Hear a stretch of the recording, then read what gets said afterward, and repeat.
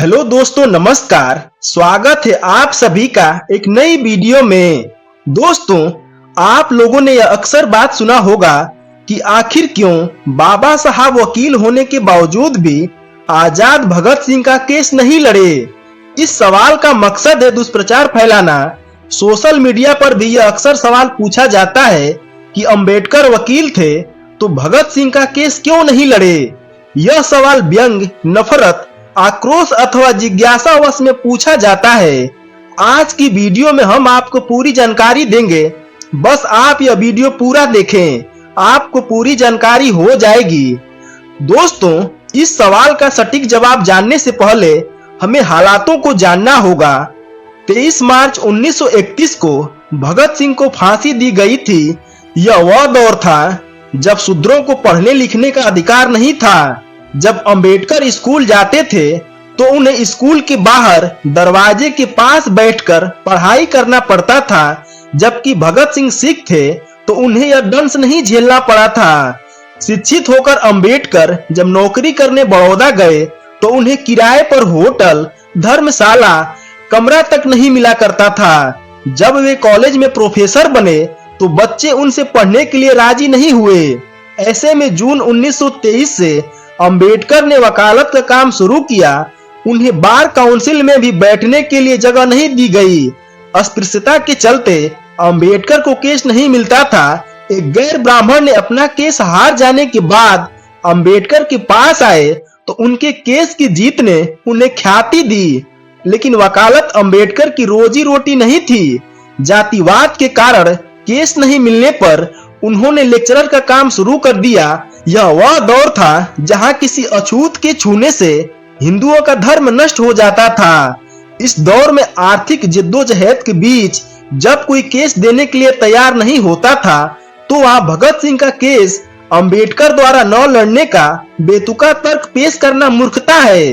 वैसे भी भगत सिंह का केस लाहौर में चल रहा था, जबकि अंबेडकर मुंबई में रहा करते थे और भगत सिंह के केस की पैरवी जाने माने वकील आसिफ अली कर रहे थे।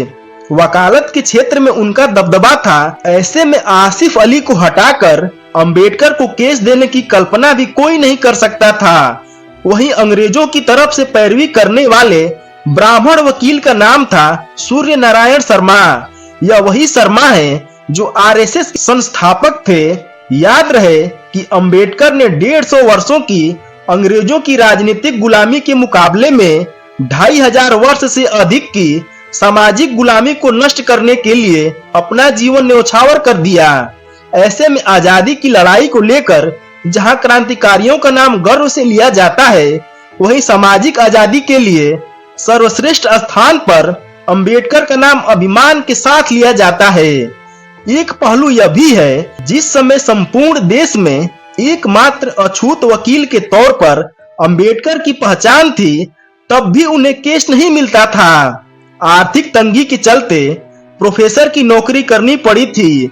ऐसे में भगत सिंह का केस लड़ना किसी भी दृष्टिकोण से सुविधाजनक नजर नहीं आ रहा था। यदि अंबेडकर केस लड़ना भी चाहे तो मशहूर वकील आसिफ अली से केस वापस लेकर अंबेडकर को सौंपने का कोई तार्किक मुद्दा नजर नहीं आता था।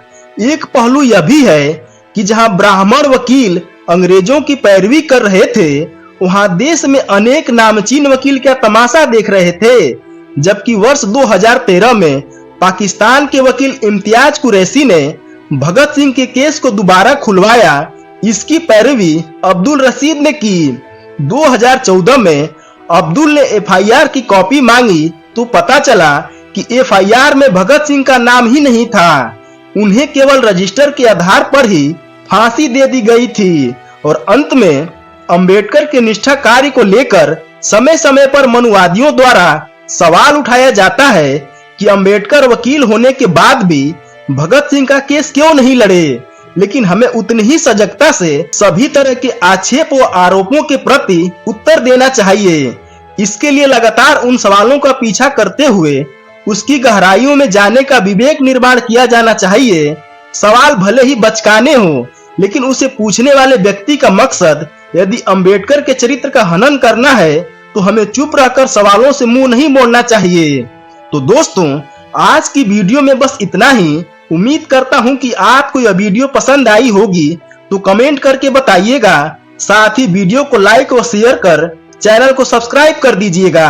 वीडियो देखने के लिए आप सभी का बहुत बहुत धन्यवाद।